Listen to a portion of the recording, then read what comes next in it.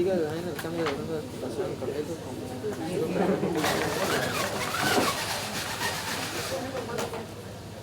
Y de mediastino superior. No vamos a empezar con mediastino superior.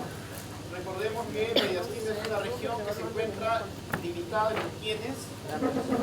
Timo. ¿Te parece martes en la noche nos reunimos para hacer esto? Límite del mediastino superior.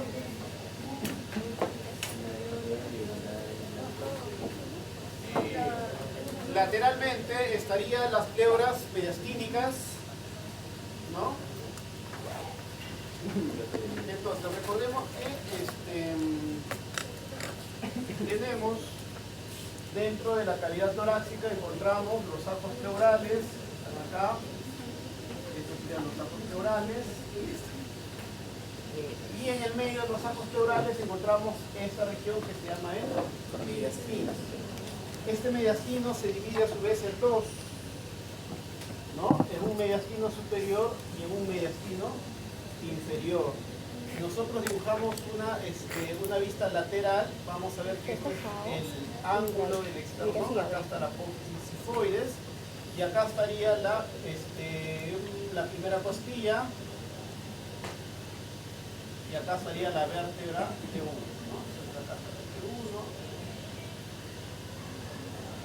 Y vamos a ver que justamente entre este ángulo external y entre T4 y T5, o a nivel de T4, encontraremos una línea llamada, ¿cómo se llama esto?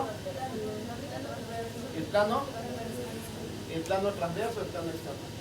Entonces, este plano que se traza a través de este ángulo external divide a este mediastino en la parte superior, llamado el mediastino superior, y hacia abajo el mediastino inferior, ¿no?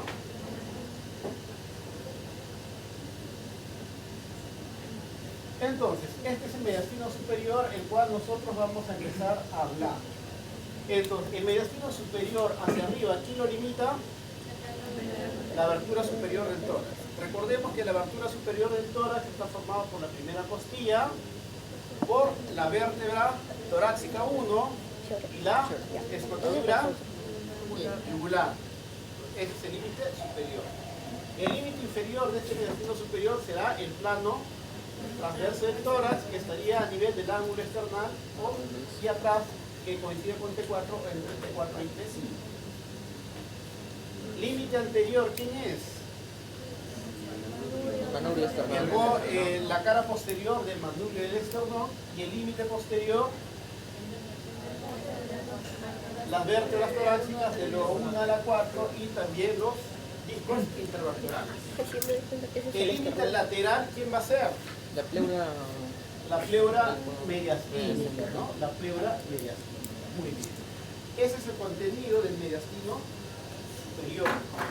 Ahora, ¿qué nos interesa ahí? Es saber justamente ahora el contenido del mediastino superior. Y el contenido del mediastino superior, ¿cuál será? Si nosotros vamos de adelante hacia atrás, lo primero que vamos a encontrar, ¿qué es? ¿Cuál será el elemento más anterior del mediastino superior? El timo. Pero adelante del timo también encontraremos unos vasos que se consideran como contenido del mediastino superior. ¿Cuáles serán los vasos que encontramos en el mediastino superior, en la parte anterior? Una arteria llamada la arteria torácica interna, que va a estar justamente pegado al externón en su borde lateral, ¿no? Entonces ahí estará la arteria torácica interna, acompañada también de dos venas llamadas venas torácicas internas. Entonces tenemos el timo. Detrás del timo vamos a encontrar a quién. Si vamos de adelante hacia atrás, timo, inmediatamente a quién vamos a encontrar. Encontraremos a dos venas, ¿no? Ahí encontramos a las dos venas llamadas las venas, las brachiocefálicas, la brachiocefálica derecha y la brachiocefálica izquierda. Estas venas brachiocefálicas van a unirse y van a formar la vena cava superior. Inmediatamente detrás de estas venas brachiocefálicas encontraremos las arterias, ¿no? Recordemos que acá encontramos el contenido arterial del mediastino superior, será este. Tronco. A ver, No, el callado de la aorta. el arco aórtico, ¿no? El arco aórtico. Entonces, esto será la aorta ascendente, este es el arco aórtico, antes llamado callado de la aorta, y esta es la aorta descendente. La aorta ascendente y descendente pertenecen al mediastino superior. No, mediastino inferior. ¿No? Entonces, el contenido arterial es el arco aórtico y sus ramas. Profesor, también es conocido como callado de la aorta, ¿verdad? Sí, claro, antes se llama callado de la aorta, ahora el arco aórtico, ¿no? Muy bien, ¿cuáles son las ramas del callado de la aorta o el arco aórtico? El tronco arterioso Son tres, ¿no? La primera será tronco la arterioso. arteria brachiocefálica o el tronco arterial brachiocefálico. Ahí está. Que después, saliendo del tórax, se va a dividir en dos. La carótida derecha y la En la arteria carótida común derecha, arteria carótida común derecha y la arteria subclavia derecha. Entonces, la primera rama es esta, después que sale La carótida izquierda. la carótida común izquierda, arteria carótida común izquierda, y acá sale la arteria Subclavia izquierda. subclavia izquierda. Arteria subclavia. Entonces, ahí vemos el contenido arterial. Si hablamos entonces del contenido arterial del mediastino superior, será el arco aórtico y sus tres ramas. Además, también, como contenido arterial, estamos viendo esta arteria llamada la arteria, Carótida. ¿no? Esta que está diciendo, Ah, la arteria mamaria. torácica Interna. interna, antes llamada la arteria mamaria interna. Muy bien. ¿Qué otra arteria nos estamos olvidando ahí? ¿Qué otra arteria encontramos como contenido del mediastino superior? Recordemos que esta arteria aorta descendente va a dar las ramas originado, va a dar a las ramas intercostales posteriores, pero desde la tercera hasta la 11. Y las primeras arterias intercostales anteriores, las intercostales posteriores, ¿de dónde salen? ¿De dónde? Las primeras arterias intercostales posteriores son ramas de la arteria intercostal superior o suprema. Entonces, ¿dónde sale esta arteria intercostal superior o suprema? Es una rama de la arteria subclavia. La arteria subclavia da acá una ramita llamada la costocervical, que a su vez recuerda que da una arteria cervical profunda y una arteria intercostal suprema. Y esta intercostal suprema es la que va a dar origen a las primeras arterias intercostales posteriores. Entonces, las primeras arterias intercostales posteriores son ramas de la arteria intercostal superior o suprema. ¿Ya? Bien, entonces ese es el contenido arterial que vamos a encontrar en el mediastino superior. ¿Qué más? ¿Qué más vamos a encontrar en el mediastino superior? ¿Ya? Entonces, miren, vemos contenido venoso, contenido arterial. Inmediatamente acá estará algo que es la vía aérea. Vamos a ver la vía aérea. Entonces, en la vía aérea, acá, ¿a quién tengo que encontrar? A la tráquea. Inmediatamente detrás estará la tráquea. ¿No? Esta tráquea sabemos que se divide en, justo a nivel de este plano, estará la bifurcación de la tráquea, que se divide en los bronquios principales derecho e izquierdo, ¿no? Y entonces, en este plano transverso del tórax suceden varias cosas. ¿Qué voy a encontrar a este nivel? El inicio del arco aórtico, el fin del arco aórtico, y también estará la bifurcación de la tráquea. Eso va a suceder a nivel de este plano. Por detrás de la tráquea, ¿qué voy a encontrar? El esófago, ¿no? La vía aérea, que sería el esófago. Acá estará el esófago. Este es el esófago. ¿Qué más nos falta? ¿Qué otros órganos encontraremos en el mediastino superior. ¿Cómo? Nos faltan los nervios, ¿no? Nos faltan los nervios. ¿Cuáles serán los nervios que vamos a encontrar como contenido del mediastino superior? El vago. Vago. El nervio vago. El nervio vago, ¿cómo lo voy a reconocer? Por el Recuerden, esófago. el nervio vago a nivel de cuello estará entre la carótida y la yugular interna. Entre las dos, un vago. Viene hacia el nervio vago. A nivel de cuello, entonces lo voy a encontrar entre las dos. Entre la carótida interna y la yugular interna. Cuando ingresa al mediastino, va a ingresar al mediastino y este nervio vago, el vago derecho va a descender por delante de esto que se llama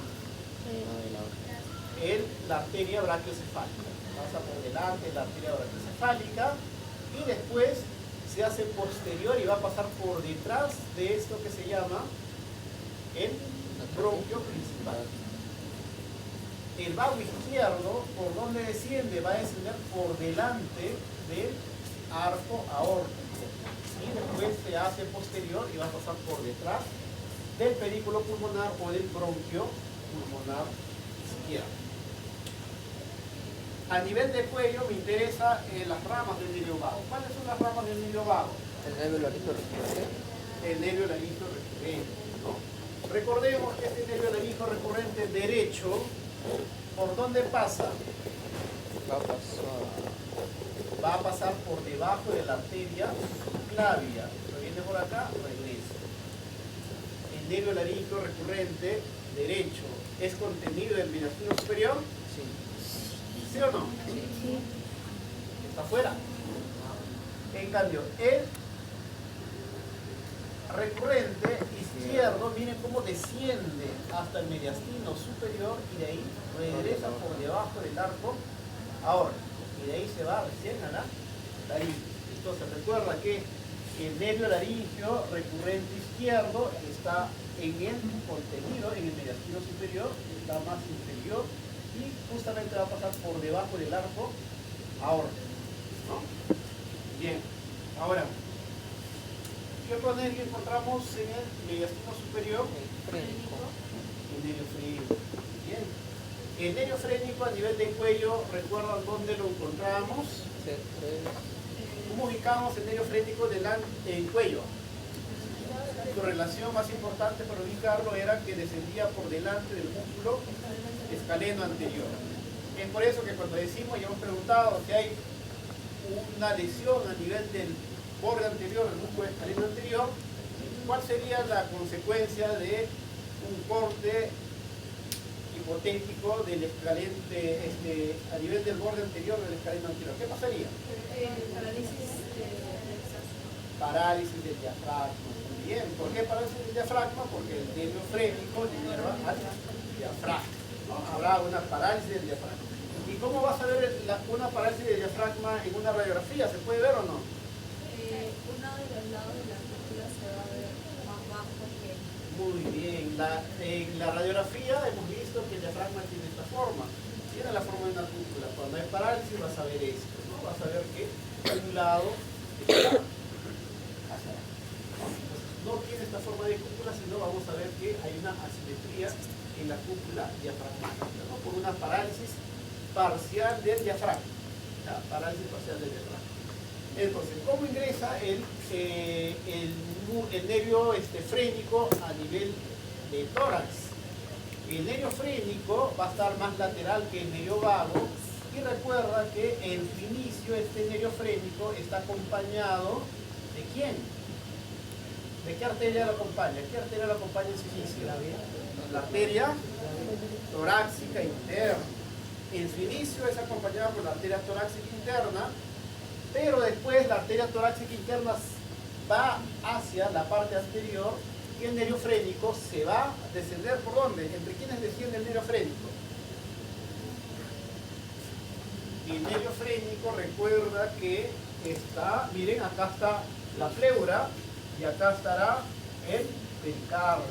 Acá está el pericardio. ¿Ya?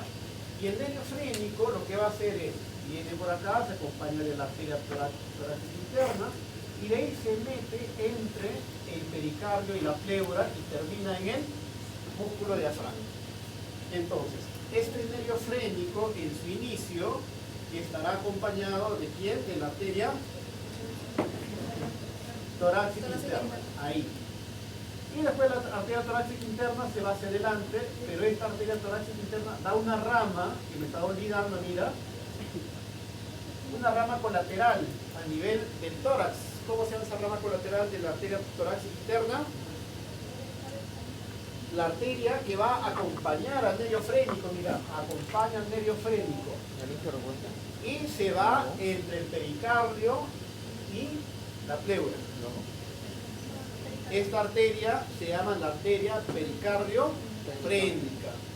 Entonces, la arteria pericardio-frénica es una rama de la arteria torácica interna y va a acompañar justamente al nervio frénico. Entonces, el nervio frénico en su inicio se acompaña en la torácica interna, después acompaña a esta arteria, que es la arteria pericardio-frénica, que sería otra rama de otra arteria que contiene esto que es el mediastino superior. Muy bien, entonces este nervio frénico ya sabemos que es un nervio importante porque va a inervar al músculo diafragma. Su lesión produce parálisis parcial del diafragma, pero si se lesiona ambos, ¿qué va a suceder? Parálisis total del diafragma. ¿Cuál será la consecuencia de la parálisis total del diafragma? Ya no va a poder respirar por sí solo el paciente, va a necesitar un ventilador artificial, ¿no? ¿Cuándo sucede parálisis total del diafragma?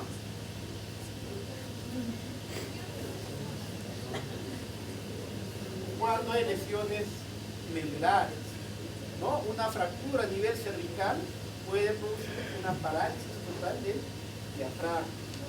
¿A qué nivel tendría que estar una lesión cervical para producir una parálisis del diafragma? A nivel de C3. ¿Por qué C3? ¿Por qué no C5? Entonces, el nervio frénico, recuerden que el nervio frénico, acá está la médula espinal, ¿no? El nervio frénico se origina desde C3 a C4 y C5, ¿no? Principalmente C4. Entonces, viene así. Si hay lesiones a nivel de C3, afectará el origen del nervio frénico y por tanto habrá parálisis total del diafragma. ¿Qué pasaría si hay una lesión por debajo de C5? Se afecta el plexo braquial. Muy bien, se afecta el plexo braquial, el paciente ya no puede mover ni pies ni manos, tiene cuadriplegia, pero el diafragma sigue funcionando, ¿no? O sea que no hay todo normal, sigue funcionando. Ya, entonces hay que recordar que el nervio frénico tiene su origen a nivel de C3 o C5. Función del nervio frénico, ya lo hemos agarrado con esto varias veces. Inervación motora del diafragma y sensitiva de la pleura y del pericardio. ¿Cuál es tu apellido? Sánchez. Muy bien. Eso es. Entonces, el nervio frénico no solamente inerva el músculo diafragma, sino también es un nervio mixto. Tiene función motora para inervar al diafragma y también tiene función sensitiva. Miren, ¿cómo desciende el nervio frénico? ¿Entre quiénes? Entre la pleura y el pericardio. Entre la pleura mediastínica y el pericardio fibroso. Como está descendiendo entre los dos, también los inerva, ¿no? Entonces el nervio frénico, la porción sensitiva del nervio frénico, inerva a la pleura parietal mediastínica, inerva al pericardio fibroso y también inerva a este pericardio que es la pleura diafragmática, ¿no? ¿Ya? Y la pleura costal, ¿quién inerva? Los nervios intercostales, ¿no? Los nervios intercostales y ya tienen inervación de la pleura parietal. ¿Qué otro nervio nos falta? Hemos visto, entonces, nervio laringo recurrente, nervio vago, nervio frénico. ¿Qué otro nervio nos falta? Algo importante que habíamos visto en la clase anterior. Delante del tronco, bueno, delante de la vértebra está esto, ¿no? ¿Qué es? el tronco simpático, antes llamado la cadena ganglionar. Exacto. Es importante recordar esto.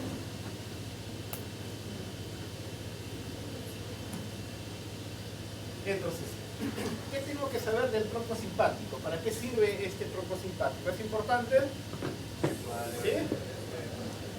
Claro, pertenece a nuestro sistema nervioso autónomo. Y el sistema nervioso autónomo, recuerden que tiene dos, el simpático y el parasimpático. Entonces, el tronco simpático es el que va a dar la inervación de tipo simpática. Y el parasimpático, ¿tu apellido cuál es? Apellido. ¿Tu apellido? ¿Cómo? Miranda. ¿Y? Salas. Vamos, Miranda y Salas. ¿Cuáles son los nervios parasimpáticos?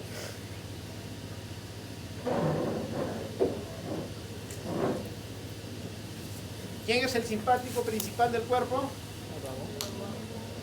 El simpático. El tronco simpático. El tronco simpático es el que va a dar la mayor parte de inervación simpática en nuestro cuerpo. Ahora la pregunta es el parasimpático. ¿De dónde sale la inervación parasimpática?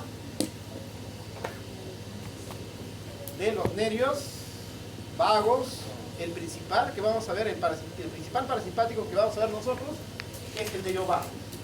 ¿Ya? El nervio vago es parasimpático. En cabeza y cuello han visto al parasimpático, que es el nervio facial, tiene componente parasimpático. El óculo motor es parasimpático. Y a nivel de pelvis vamos a ver un grupo de nervios llamados los nervios esplácnicos pélvicos. Esos son los parasimpáticos. Entonces, regresamos a esto que es el simpático. Este tronco simpático vamos a ver que tiene ganglios. ¿Cuántos ganglios torácicos tiene? 12. ¿Cuántos cervicales? ¿Recuerdan cuántos cervicales había? 3. El cervical superior o fusiforme, el medio y el inferior. 3. Y a nivel torácico eran 12. ¿Ya? Y desde acá, ¿para qué sirve? Miren, desde acá van a salir unas ramas, unos nervios que son las ramas simpáticas, torácicas, para formar plexos. Entonces, ¿cuáles son los plexos que van a formar estas ramas simpáticas del tronco simpático? Se llamará, va a dar unas ramas llamadas las ramas cardíacas y las ramas bronquiales. Otro contenido nervioso del mediastino superior, aparte del tronco simpático, serán los plexos. ¿Qué plexos vamos a encontrar? Plexo cardíaco superficial y profundo. También encontraremos los plexos bronquiales. ¿Qué son los plexos bronquiales y plexos cardíacos? El plexo cardíaco, por ejemplo, va a ser la unión de las ramas simpáticas con las ramas parasimpáticas. ¿De dónde provienen las ramas simpáticas de este plexo cardíaco? Viene del tronco simpático. ¿Y de dónde provienen las ramas parasimpáticas del plexo cardíaco? ¿Del nervio vago? Muy bien. Entonces, el nervio vago y el tronco simpático dan ramas, se juntan y forman plexos. En este caso, a nivel de tórax, vamos a ver que forma el plexo cardíaco superficial, plexo cardíaco profundo y el plexo bronquial, para dar inervación justamente a estas vísceras, ¿no? Muy bien, entonces ya tenemos el contenido del mediastino superior. No sé si me olvido de algo, ¿ya? Pero ahí está. Entonces, en el paciente de repente posiblemente les pregunte, contenido arterial, ya está. Contenido venoso, ahí está. Contenido nervioso, ya saben. ¿Qué vísceras se encuentran en el mediastino superior? Timo, tráquea, esófago. ¿No? Esas son las vísceras que encontraremos. Ahora, puede haber también patologías dentro del mediastino, como por ejemplo tumores, ¿no? Entonces, los tumores del mediastino, mediastinales, en el mediastino superior, dependiendo dónde estén y qué estructura afecta, puede dar sintomatología. Por ejemplo, bueno, no es un tumor, pero hay casos en los cuales se produce el aneurisma del arco aórtico. ¿Qué es un aneurisma? Es una debilidad de la pared arterial. Si esta es la arteria, hay una debilidad y esta debilidad hace que le salga como un globito a la arteria, ¿no? Ese es un aneurisma. Entonces, si yo tengo un aneurisma en el arco aórtico, ¿cuál será la sintomatología que me haga sospechar de un aneurisma de arco aórtico? Entonces tengo que ver quién se relaciona con el arco aórtico.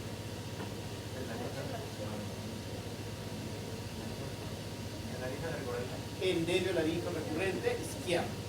Entonces, ¿qué pasa con el nervio laríngeo recurrente izquierdo? Tengo que saber para qué sirve. ¿Cuál es la función del nervio laríngeo recurrente? A ver, inerva. Inervación de las cuerdas vocales, inervación de músculos de la laringe y también tiene función sensitiva de la laringe, ¿no? Entonces, ¿qué pasaría si presiona este nervio laríngeo recurrente? ¿Cuál sería la sintomatología? Es tos crónica seca, ¿no? Además también disfonía ligera, ¿no? Pero sobre todo va a ser una tos. Una tos y cambio de voz también, ¿no? Una voz más ronca. Entonces, ¿qué va a hacer? Hay pacientes que tienen tos seca, dificultad, irritación, se van al otorrino, miran, no hay nada, ven que todo está perfecto a nivel de cuello, entonces hay que empezar a explorar mediastino. Porque miren, lo que puede pasar es que puede haber un tumor o puede haber un aneurisma, ¿no? Y este aneurisma pues, puede romperse y causar un hemorragia, ¿no? ¿Ya? A ver, ¿qué más? Si yo tengo un timoma, que es un tumor del timo, ¿qué va a pasar? ¿Qué pasaría si tengo un timoma y empieza a crecer este timo? ¿Qué es lo primero que va a comprimir? La ¿A quién? la aorta, A la vena. subclavia. Su clavia está por acá. A la vena cava superior. Pero también está la arteria. ¿A quién afecta primero? ¿A la arteria o a la vena? La vena. A la vena, ya, por proximidad. Pero igual, si la arteria estuviera delante, también afectaría primero a la vena. Entonces, cuando hay tumores que comprimen, ya, van a comprimir primero a las venas antes que a las arterias. ¿Por qué?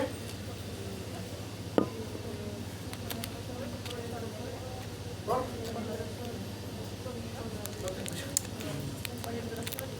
Esto, por la estructura de los vasos. Recordemos que las arterias tienen una pared mucho más gruesa porque tiene una capa arterial más gruesa, mientras que la vena es más delgadita, ¿no? Y cuando veamos en el cadáver vamos a ver que la aorta es gruesa, ¿no? Y esta es colapsada, está planita. Y por tanto, lo primero que va a hacer es comprimir a la vena cava superior. Entonces, si comprime a la vena cava superior, ¿qué va a pasar? El retorno venoso se ve interrumpido. El retorno venoso va a estar interrumpido, ¿no? Entonces no va a regresar la sangre hacia el corazón a nivel de la vena cava superior. ¿Y cómo se va a manifestar?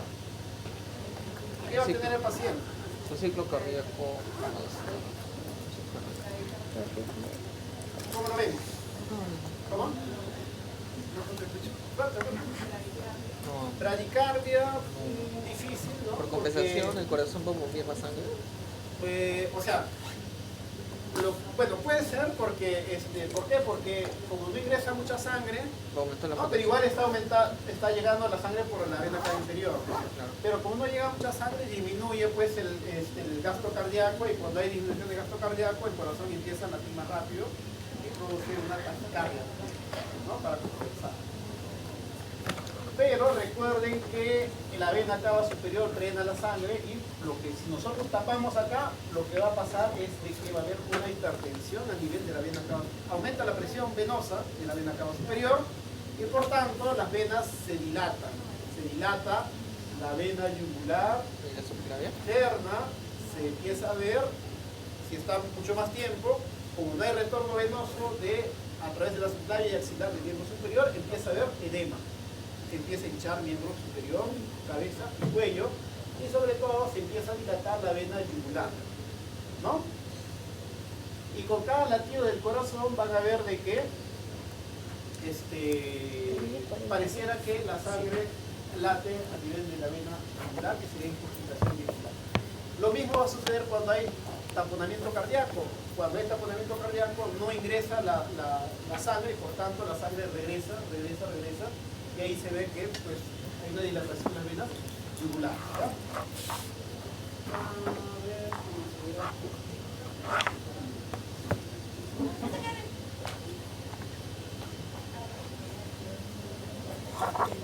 Bueno, nos faltó tiempo para hablar de lo que son las líneas del tórax. Lo leen, por favor.